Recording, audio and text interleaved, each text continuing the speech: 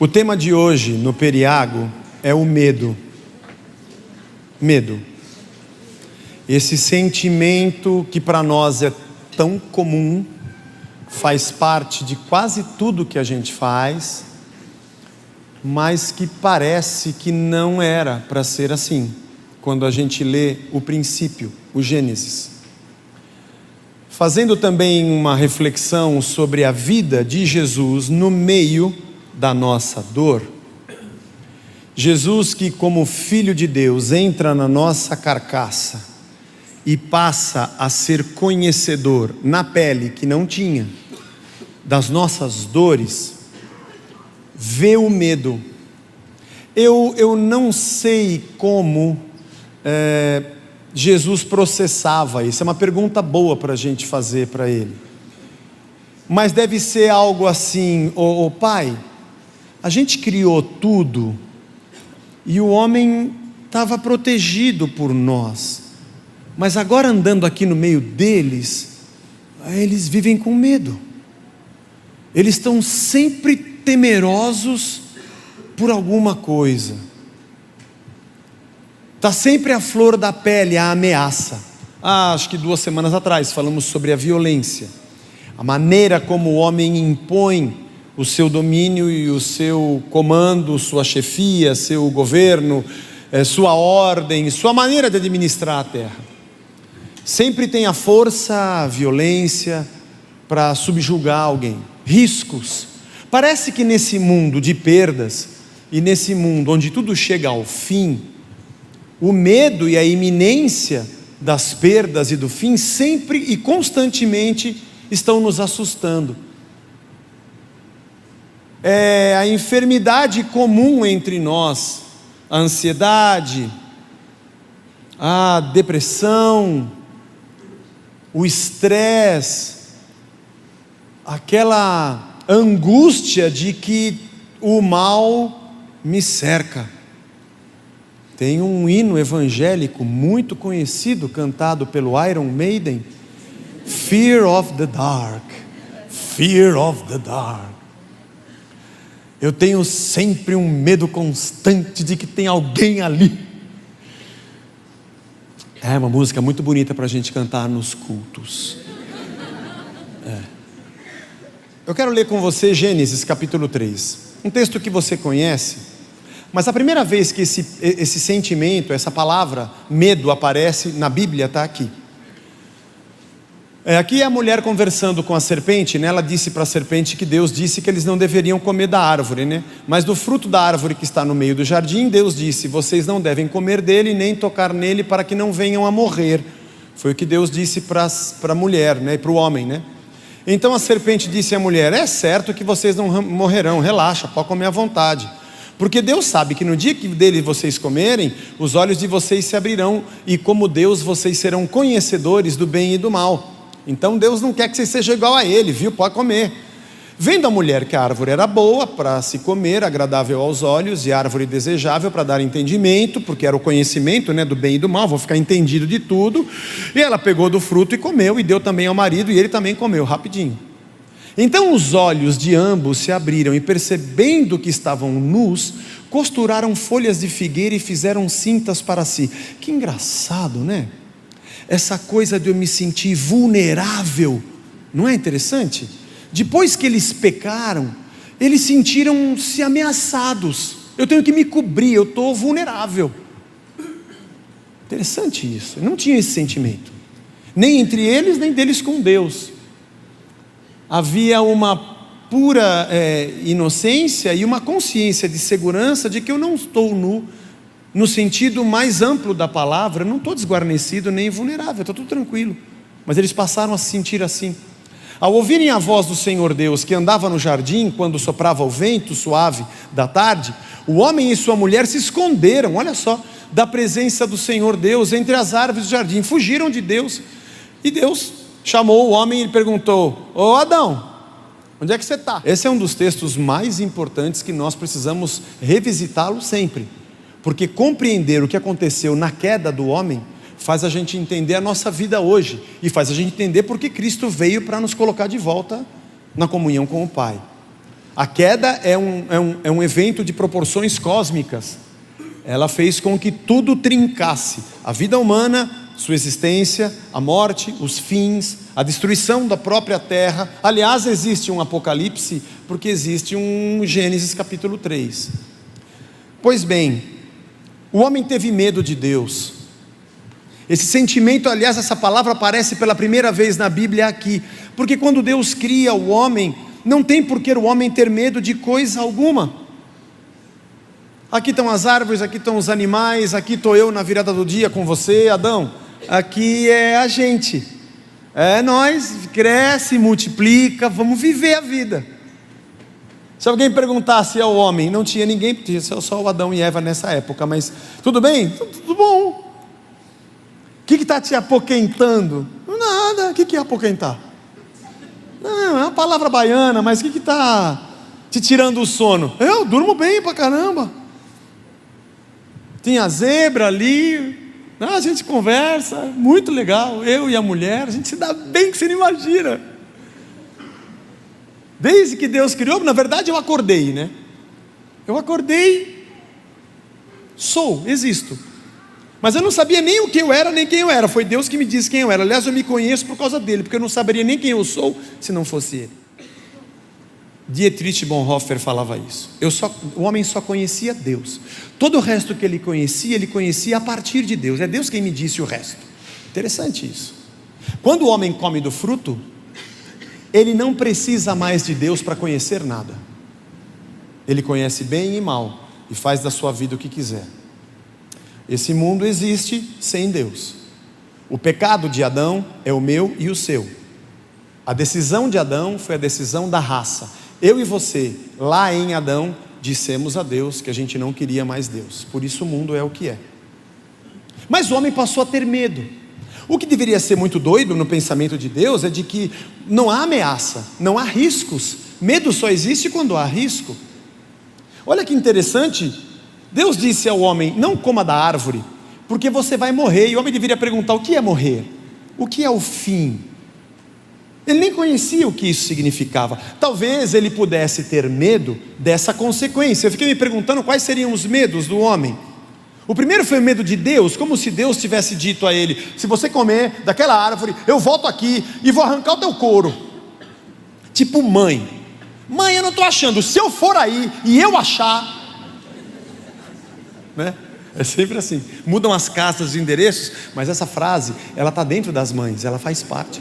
Elas nunca se comunicaram, nem no cabeleireiro, mas elas falam as mesmas coisas. Se eu for, e fala para os maridos também: amor, eu não estou achando, se eu for aí a gente acha. Geralmente está na nossa cara. Mas enfim, se eu vier aqui, eu ver que está faltando um fruto naquela árvore, eu vou arrancar teu pescoço. Mas Deus não ameaçou o homem dizendo: eu vou te fazer mal. Ele disse: não coma, porque você vai causar mal a você mesmo. O homem teve medo de Deus, mas o homem deveria ter medo de si. A gente vive a vida querendo agradar a Deus para Deus não nos punir, mas nós não paramos para pensar que o nosso pecado somos nós mesmos punindo a nós mesmos pelas nossas péssimas decisões de nos mantermos longe de Deus. A gente vive pedindo a Deus: me livra do demônio, do diabo, do não sei o que, e não tenho medo de mim. Eu deveria ter medo de mim, e você deveria ter medo de você, das loucuras que você é capaz de fazer, das decisões erradas que você pode tomar. Medo de Deus? Você deveria ter medo, Adão, das consequências das tuas próprias decisões. Ou talvez o medo da ausência de Deus na sua gestão da vida, porque a partir de agora o homem estava por conta própria. Adão e Eva agora sabiam que a vida teria fim, coisa que eu e você sabemos quando a gente começa a ter consciência da vida, que a gente cresce um pouco, de que isso aqui uma hora acaba. Adão e Eva, lá no Éden, não tinham esse pensamento. Se alguém perguntasse, não tinha ninguém, mas se alguém dissesse: e quando acabar? Ele fala: acabar o quê? Não tem fim. O medo não era um sistema criado por Deus para que o homem permanecesse no seu domínio, mas o homem, quando se afasta de Deus, usa o medo para manter os seus domínios. Logo abaixo, no capítulo 4, você tem a morte de Abel, depois você tem Lameque, e você tem Nimrod, e vários nomes vão surgindo na Bíblia como pessoas violentas, e o homem, em tudo, no sistema dessa vida, usa o medo para exercer o seu domínio. Presta atenção, o medo é parte de todo o sistema da nossa vida. A gente vive com medo. Você ficou muito feliz que você comprou o apartamento, mas você tem medo de não conseguir pagar, porque o mesmo gerente do banco que te abraçou quando você assinou o contrato é o que vai no seu cangote para arrancar a sua casa, com todo o direito do sistema pré-estabelecido, que eu não estou criticando o sistema, apenas constatando que é assim. Eu sei que você saiu muito feliz da concessionária com o seu carro, não paga a parcela para você ver. E a gente tem medo, claro, deveria ter mesmo. Medo de perder quem a gente ama, medo de ficar sozinho, medo de não ter mais aquela pessoa que estava ao nosso lado,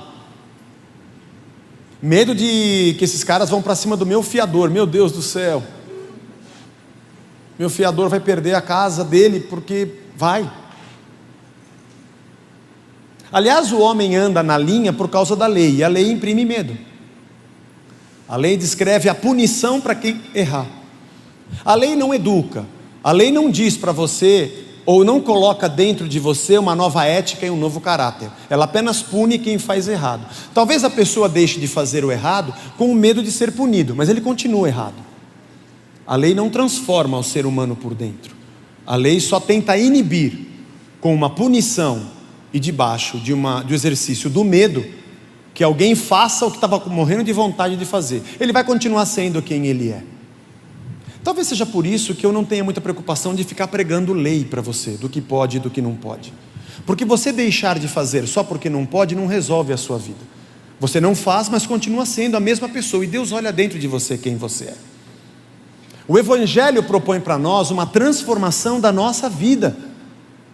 A gente deixa de fazer o mal porque nós fomos vencidos pelo bem, não porque é proibido e porque eu tenho medo.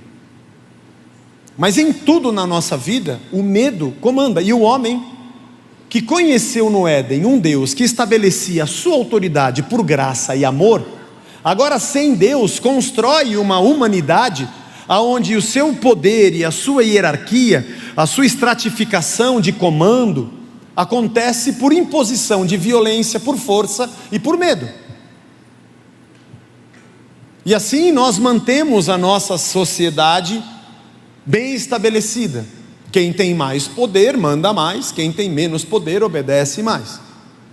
Isso é uma coisa que faz parte do nosso dia a dia. São pecadores subjugando pecadores. O homem passou a estar por sua conta e nós estamos por nossa conta e risco. Tememos uns aos outros. Tememos o governo do homem na terra na ausência de Deus. A gente tem medo de nós mesmos.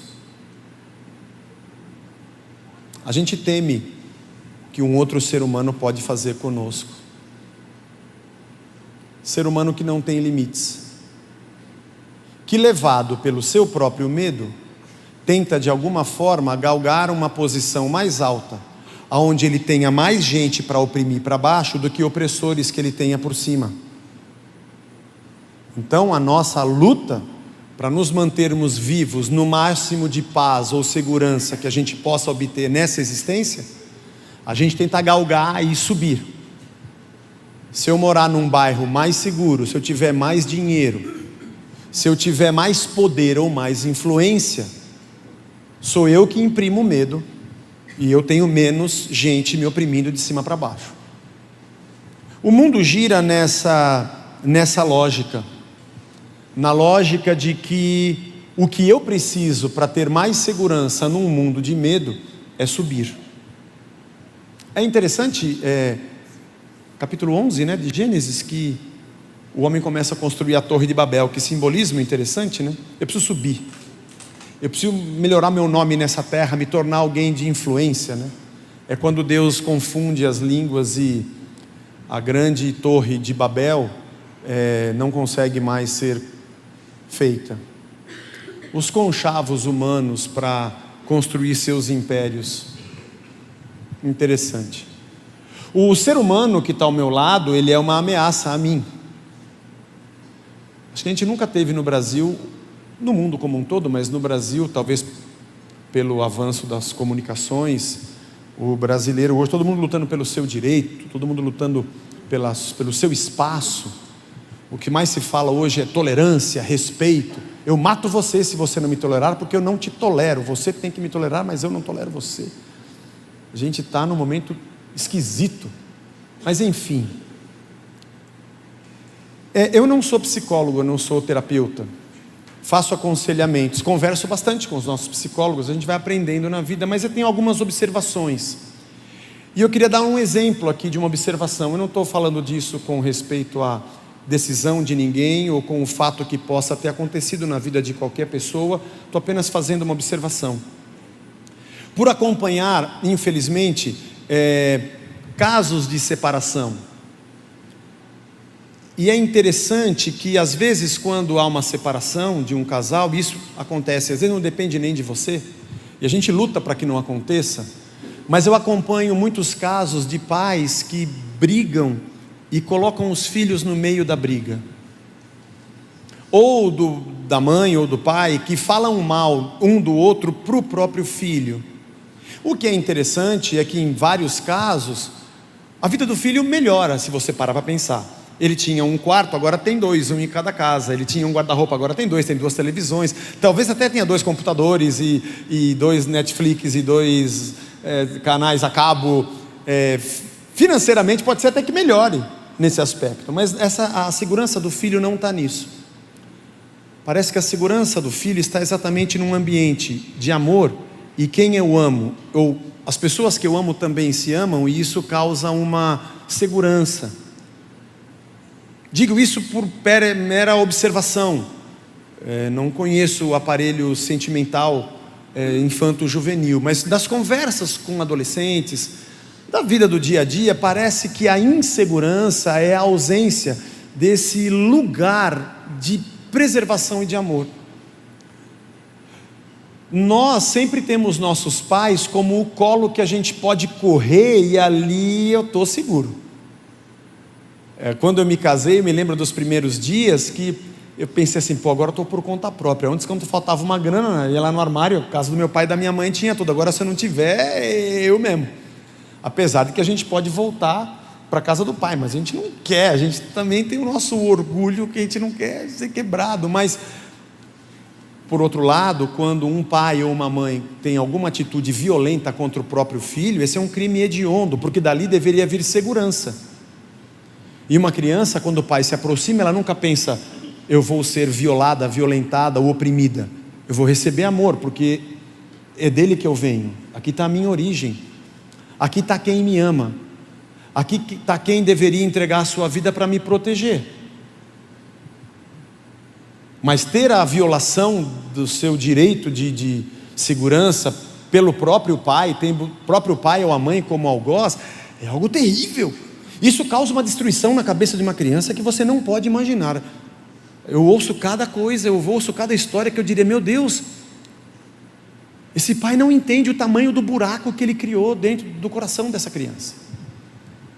Mas essa ausência de amor, seja por um fato particular de violência, ou às vezes inesperado, que não depende só da gente, mas de uma separação e da falta de entendimento dos pais nisso.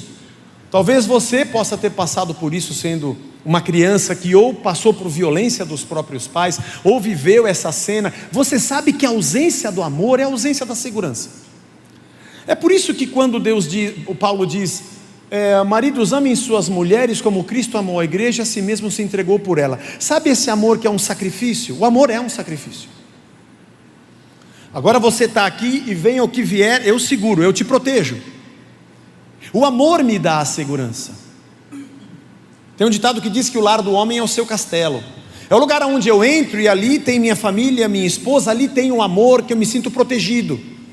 Eu me sinto no colo de alguém. Quando Cristo morre na cruz por nós, o amor demonstrado por Cristo é o amor de que eu recebo a sua punição. As orações do Antigo Testamento para que Deus faça vingança, contra o nosso inimigo. Deus faça vingança contra o opressor. As orações do povo de Israel, os salmos imprecatórios. Bem-aventurados aqueles que pegarem as filhas da Babilônia e bater com elas contra as pedras. Tem salmo que parece um cântico, uma ode ao ódio. Na verdade, Deus fez isso. Deus ouviu a oração de Israel. Só que quando ele veio com a sua espada e com o seu juízo, ele trouxe o juízo sobre o seu próprio filho, para que tanto você que é oprimido, ou o seu opressor que é o inimigo, ambos são maus e dependem da graça. E eu lancei a minha vingança sobre o meu filho, não sobre nós, não sobre o povo. Por isso nós amamos a Deus, porque Ele é o Pai que leva sobre si a nossa dor, para que nós sejamos seguros. Infelizmente, alguns ambientes religiosos se tornaram mais opressores do que qualquer outro lugar. Digo isso também com respeito à igreja, de uma certa forma, que tem sido um ambiente de infanto-juvenis, um ambiente onde pessoas brigam com pessoas por causa de cargos e títulos. O que tem mais poder, o que é mais ungido, o que tem mais revelação, o que manda, o que é chefe, o que é puxa-saco do pastor, o que é mais amigo, o cara que dá a oferta mais alta, que tem o dízimo maior na igreja e manda mais, porque essa lógica de quem está mais acima oprime mais e é menos oprimido, também acaba funcionando num ambiente infantil, dominado por uma lógica do mundo no pecado, que é chamado também de igreja. E o ambiente que deveria ter amor e ser acolhedor como família, também é um ambiente de disputa. A família de Deus se transformou num lugar em que quem pode mais chora menos. E é interessante que o mundo funciona nessa lógica maluca de quem oprime mais e é menos oprimido. O que nos deixa pasmos é que o ambiente de igreja, corpo de Cristo, comunidade cristã, comunidade de discípulos, irmãos de sangue, que é o sangue de Cristo, que deveriam um chorar com quem chora e se alegrar com quem se alegra, e repartir as cargas uns dos outros e repartir o pão, é o lugar onde disputam por um lugar ao sol de quem tem mais bênçãos e pode mandar mais. E o mais louco é que o ensino é que você tem que ter mais, já que no mundo é assim, então aqui também é. E quanto mais você ofertar, mais poder você vai ter, mais bênçãos você vai ter. E quanto mais você cumprir o ritual religioso, mais você vai subir. Porque Deus não veio para acabar com a opressão, Ele veio para te colocar num lugar onde você oprime e é menos oprimido. Essa é uma lógica besta. E assim a nossa vida religiosa se torna uma vida infantil de crianças que ficam brigando e chorando por quem tem um pirulito e quem não tem um pirulito. E o mais incrível disso é quando a gente sai pela porta para fora e nosso discurso nesse mundo é um discurso opressor. E a lógica da fé, da graça e do amor é desfeita por uma lógica do pecado do mundo, que governa inclusive a nossa religião. Ai, que loucura! A segurança da sua vida não está no carro que está na sua garagem, nem no dinheiro que você tem, nem na posição que você ocupa na sua empresa, nem o quanto você manda, nem no seu poder, nem na sua influência. Jesus disse para os discípulos: como é que é a lógica dessa terra? Os maiores oprimem os menores, eles disseram, e Jesus disse: entre vocês não será assim. O maior será servo do menor, o primeiro será o último, e o último será primeiro. E vocês vão ser conhecidos pelo amor que vocês tiverem uns com os outros. Se você é um cristão e está pedindo para Deus te colocar no topo como um opressor, você não entendeu nada da fé. Está tentando matar o seu medo com uma segurança que Deus absolutamente não propõe. Ainda que Deus possa te fazer uma pessoa próspera nessa terra, ainda que os caminhos da sua vida te levem a estar num lugar alto, ainda que você seja alguém de influência nesse mundo pelo seu trabalho, por graça, ou seja lá por que for, você não está onde está para viver a segurança da lógica do pecado. Por isso que a quem muito é dado, muito é requerido. E eu entendo que o lugar que eu estou é para que eu seja graça de Deus expressa em tudo que eu fizer, para que eu seja o amor de Deus aonde eu estiver, e aonde o Senhor me colocar, eu possa demonstrar a luz de Cristo como luz do mundo e sal da terra, e não me sinta como mais poderoso ou mais seguro pela condição que eu tenho, e nem fique lutando com Deus para que Deus me torne mais próspero do que esse irmão que está aqui do meu lado, porque o dia que eu for líder desse ministério eu corto o pescoço dele, e aqui é um monte de Highlander, só pode haver um.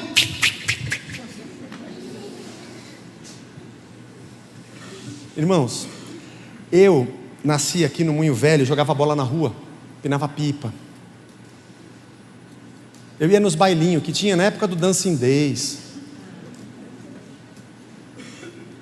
Mas nem cigarrinho de palha eu não fumava. Eu fazia as músicas lá, o rock da vovó e tal, mas eu nunca usei droga. A única droga era aquela balinha jujuba, lembra? Aquela chupetinha que queimava, o ovo cor-de-rosa que vendia no boteco. É a maior droga que eu tinha, como aquele ovo cor-de-rosa. Nunca teve assim nada, nunca tive uma vida louca. Nunca. Eu era um menino normal, me converti com 10, 11 anos de idade, fui para a igreja cedo, acampamento, sempre bobo até. A sacanagem eu vim conhecer dentro da igreja. Não precisei do mundo para conhecer corrupção, maldade, fofoca, inveja, competição, sede por dinheiro, por poder. Isso aprendi com os meus irmãos. Jesus andou no meio da gente e viu o nosso medo. Mas eu volto ao ponto anterior, que a proposta de Cristo não era dar poder para que os homens vencessem a opressão com outra opressão. Era demonstrar o seu amor, porque no ambiente de amor é que os filhos crescem em segurança. É numa relação de amor que o homem e a mulher se sentem em paz para dar passos. É quando eu sei que alguém me ama que eu me sinto abrigado. E é quando eu amo de verdade alguém e sou um sacrifício por esse alguém, que esse alguém tem paz e segurança. É assim que nossos filhos crescem mais equilibrados, mais seguros da vida, porque o amor é o próprio Deus. E aonde há amor, o medo acaba sendo um sentimento não muito presente. 1 João capítulo 4, aquele que confessar que Jesus é o Filho de Deus, Deus permanece nele e ele permanece em Deus. Estamos a partir do verso 15, né? 13, 15. E nós conhecemos o amor e cremos nesse amor que Deus tem por nós. Deus é amor. E aquele que permanece no amor, permanece em Deus, e Deus permanece nele. Nisso, o amor é aperfeiçoado em nós, para que no dia do juízo, lá no fim, a gente mantenha confiança, não tenha medo, pois assim como Ele é, nós também seremos nesse mundo. Minha segurança vem dele. No amor não existe medo, olha que incrível. Pelo contrário, o perfeito amor lança fora o medo, porque o medo envolve castigo, e quem teme não é aperfeiçoado no amor. Esse sistema de castigo é um sistema natural no mundo, mas não foi o que Deus prometeu para a gente. Nós amamos porque Ele nos amou primeiro. Não foi isso que Jesus disse aos discípulos: vocês vão ser conhecidos pelo amor que vocês tiverem uns pelos outros. Se alguém disser amo a Deus, mas odiar o seu irmão, esse é mentiroso. Pois quem não ama seu irmão e a quem vê, não pode amar a Deus a quem não vê. E o mandamento que dele temos é esse: quem ama a Deus, que ame também o seu irmão. Do que você tem medo, irmão? O que te causa medo? Eu tenho vários. Mas a cada dia que eu procuro conhecer o amor de Deus, eu sei que eu dou passos na segurança de Deus, conhecendo sua misericórdia, seu perdão, que chega para uma prostituta e fala: então, os caras que iam atirar pedra, parece que eles puxaram o carro, eles não estão por aqui? Ela levanta a cabeça. Acho que eles foram embora. Eles não te condenaram?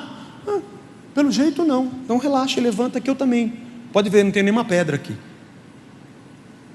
Escolhe outro caminho. Vai, não peque mais. Entenda o que eu fiz por você. Mas não tenha medo de mim. Quando você tem alguém que te ama e você chega assim, você pisou na bola, você meteu os pés pelas mãos, aí quando você precisa de alguém para te ouvir pelas mazelas, essa pessoa fala: chega aí, relaxa. Sabe aquela pessoa que não está ali para te julgar, ela não está ali para te acabar de te arrebentar, ela não está lá para te fuzilar, ainda que ela diga: cara, que burrada que você fez, hein? Que beleza, hein? Relaxa, chega aí. Vamos conversar, vamos ver como é que sai dessa. Eu te ajudo. Tamo junto. E você fala: puxa, que bom. Eu encontrei alguém aqui que não está me colocando uma arma no pescoço. E talvez essa pessoa te diga: cara, já passei por isso também, já pisei na bola. Olha, mais ou menos por aqui que a gente sai. E ainda que você tenha um problema grande para enfrentar pela frente, aquele abraço te dá segurança. Porque ruim não é só ter um problema, ruim é passar por ele só, passar por ele sem ninguém, porque o amor lança fora o medo. Do que você tem medo? A pergunta número 2 é: o quanto nós conhecemos o amor de Deus e essa graça que fala: eu estou aqui, vai, não pisa mais na bola, mas eu estou aqui, não para te condenar, para te ajudar a levantar. Quando a gente fala muito sobre graça e perdão, todo mundo levanta para dizer: você fica falando isso, todo mundo vai agora querer cair no pecado, porque você fala que Deus perdoa, né? Sim. Mas porque eu conheço o que Deus fez, eu não quero mais continuar pecando, porque eu sei que as feridas estão nele e não em mim. Eu não estou andando em santificação porque eu tenho medo das consequências que Deus possa fazer, nem porque Ele prometeu arrancar meu pescoço, mas porque Ele me ama tanto que eu sou constrangido e eu também o amo.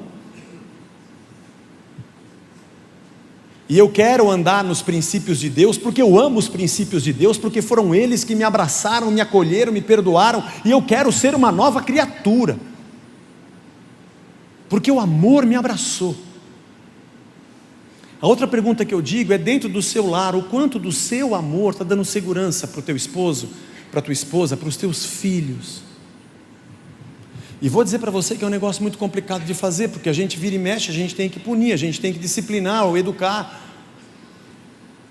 Deus nos dê sabedoria na medida, porque eles precisam saber que alguém os ama. Eles precisam saber que você os ama. Lá em casa agora não tem só 2, mas tinham 5 filhotinhos de gato e mais uma gata, que a Blanche sempre recolhe, e todos já foram adotados, inclusive a mãe. Agora completou 45 dias, eles vão embora. Ela até chorou porque eles vão embora. Ela adota, mas ela adota para ela. Ela fala: não, temporário. Mas nós já temos 2 gatos e um cachorro. E eu também na casa. Você vê que eu trabalho, tem lá minha ração, minha comida, eu dou trabalho também. E então, quando a gatinha chegou com os filhotinhos, ela tinha medo de todo mundo e protegia os filhotinhos de qualquer um que chegasse perto. A Blanche colocou num banheirinho lá atrás da edícula e dava comidinha para ela. No começo a mãe não queria comer, ela ficou preocupada. Acho que a mãe se preocupa: quem é esse que está aqui, me prendeu aqui dentro? Não deve ser fácil para a mãe. E é bonito ver como ela protege. O Lennon, meu cachorro, é muito bobão, mas muito bobão. Ele é muito tranquilão. Todo mundo que vai em casa, ele brinca. E ele queria cheirar os filhotinhos, ele quer brincar com todo mundo, mas ela avançava nele, porque ela não sabe, não sei quem é você. Depois ele explicou: eu sou o Lennon, tal, eu canto umas músicas, Imagine all the people. Ela, legal. Aí ela pegou, viu que era só amor, ela ficou mais tranquila. Mas depois ela passou, os filhotinhos saíam um pouco, né? E ela percebeu que a gente estava ajudando ela a proteger os filhotes. É muito legal. Então ela passou a ter segurança. Primeiro na Blanche, eu ia lá menos, depois em mim, nas crianças. Então ela ficava um pouquinho na sala. Aí quando a gente entrava na sala, ela estava tranquila. deitadona lá, a gente pegava os filhotinhos, brincava, e ela tranquila. Vocês estão tranquilos, porque vocês estão cuidando de mim, para eu proteger meus filhos. Engraçado. E os filhotinhos nem sabendo, né? Minha mãe é gata, que lá nem sei o que aquilo ali. Aquilo ali é... Mas ele cuida da minha mãe e cuida de mim. Eu estou relax aqui, estou brincando, fazendo xixi para todo lado, é isso aí. Acho que um dos sinais da segurança é que faz xixi e cocô em qualquer lugar. Tipo assim, estou livre aqui. Mas enfim, que coisa impressionante isso.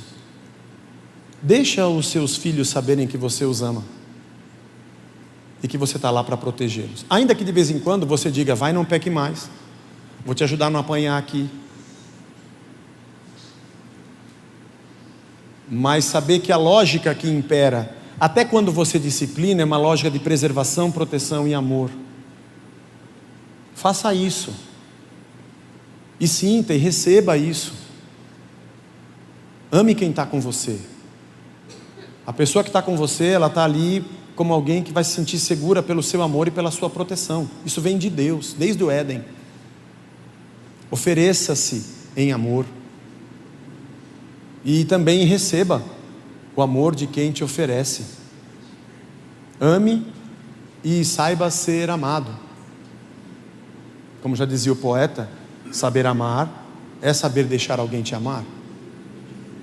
É o amor que a gente dá, que a gente recebe. E é nesse ambiente que a gente está seguro. E obviamente a nossa relação como irmãos se transforma numa relação de amor. Poxa, o Vagnão subiu lá para orar, eu dei a mão para o meu irmão e eu falei para ele o problema que eu tinha, para ele orar por mim, ele falou o dele, sem problema. Eu não conto o meu problema mais para ninguém, porque o pessoal sai falando. Então, todos nós temos medo de todos nós. Se todos nós andássemos como filhos de Deus, nenhum de nós teria medo de nenhum de nós, e todos nós teríamos liberdade com todos nós, e isso chamaria-se amor. Onde eu sei que esse irmão que está aqui do meu lado, que eu não conheço o nome dele, como é que você chama mesmo, João? Agora eu conheço. João, estou passando por um perrengue, eu vou orar por você e eu vou orar por você. Porque afinal de contas eu não estou afim de saber o problema dele para eu depois arrancar o cargo dele e crescer na igreja. Eu estou aqui como irmãos e nós somos irmãos. Que bonito vai ser quando a gente virar uma igreja. Mas até lá também vou ter que virar pastor, relaxa, tem tempo ainda. Não coloque uma corda no seu pescoço. Portanto, a igreja é esse ambiente. E aí o nosso discurso para fora da porta é esse que a gente vive aqui. E a gente oferece coisas que não se encontram nessa terra. Talvez isso chame-se testemunho. A graça que a gente recebeu é a graça que a gente dá. E talvez descobramos, eu e você, que nosso lar ou nossa comunidade são lugares de amor, lugares de paz e segurança, porque acima de tudo, quando eu voltei para Cristo e disse, Senhor é Deus da minha vida, eu voltei para o seu amor, que lançou fora o meu medo. E ainda que nesse mundo maluco existam muitos riscos e perigos, eu sei que o Senhor está comigo. Tua vara e teu cajado me consolam. Mesmo que o Senhor prepare uma mesa perante mim, na presença dos meus inimigos, está tudo tranquilo. E ainda que eu passe pelo vale da sombra da morte, porque é o que a gente passa, eu sei que tu estás comigo. Se cair 1.000 à minha direita, 10.000 à minha esquerda, eu sei que eu vou seguir aqui na boa, porque o Senhor está comigo. Sei lá como é que isso acontece, mas a minha certeza não vem de evidências matemáticas, sociopolíticas, econômicas, vem de um amor. Porque aquele que nem mesmo ao seu próprio filho poupou, como não nos dará juntamente com ele todas as demais coisas? Porque o amor lança fora o medo. Pai, eu estou aqui andando aqui nessa terra, eles vivem com medo. Eles têm medo dos romanos, eles têm medo dos saduceus, têm medo dos fariseus, eles têm medo dos sicários. Os romanos têm medo deles mesmos, porque o senado deles um mata o outro. Mas tem medo de outros povos, tem medo, eles subjugaram os gregos, que subjugaram os persas, é tudo terror. E às vezes a gente chega em casa tipo o Capitão Nascimento, daquele filme Tropa de Elite 1. E tratamos a nossa esposa como a gente trata o soldado. E trazemos para dentro de casa a mesma lógica de opressão e medo. Para manter as coisas em ordem, a gente causa uma desordem na vida dos outros. E somos capazes de dizer, mas eu estou em paz. Beleza, você está em paz, mas quem está ao teu redor está no inferno. O amor lança fora o medo. Eu não tenho garantias para você, para dizer, vou orar por você e nunca mais você vai ter problema. Até porque Cristo falou que no mundo tereis aflições, como é que eu posso falar contra Ele? Mas uma coisa eu posso dizer, a gente pode não andar sozinho. Nossa família pode viver na paz de Cristo. Esse lugar pode ser, não o lugar, mas a nossa união de pessoas, como irmãos de verdade. E no meio da nossa jornada, no meio do medo, nós conheçamos a segurança do amor, que parte de Deus. E que o Senhor te abençoe a cada dia. Te falei hoje pelas 9. Adquira um livro devocional, nossa livraria está cheia. Esses que cada dia tem um pequeno estudo, que você lê a palavra, ora, gasta 10 minutos por dia. Mas cada dia você se alimenta e conhece um pouco mais do amor de Deus. E conhece um pouco mais do caráter de Deus. E cresce no conhecimento da verdade. E cresce na sua segurança. E descansa nos braços de quem nos deu o seu Filho, para que pudéssemos ter no seu amor a nossa segurança. Se você por acaso nunca entrou numa igreja, nessa oração diga para Deus e diga, Senhor, eu preciso do teu amor. Você está andando aí muito temeroso de tudo, você está muito assustado. Calma, Deus está conosco e nós estamos juntos. E o amor lança fora o medo. Abra o teu coração e diga para Jesus, eu quero andar contigo a partir de hoje, eu quero te conhecer mais, eu quero te seguir, eu quero entender quem o Senhor é, e o Senhor habitando em mim, eu quero ter o que o Senhor é.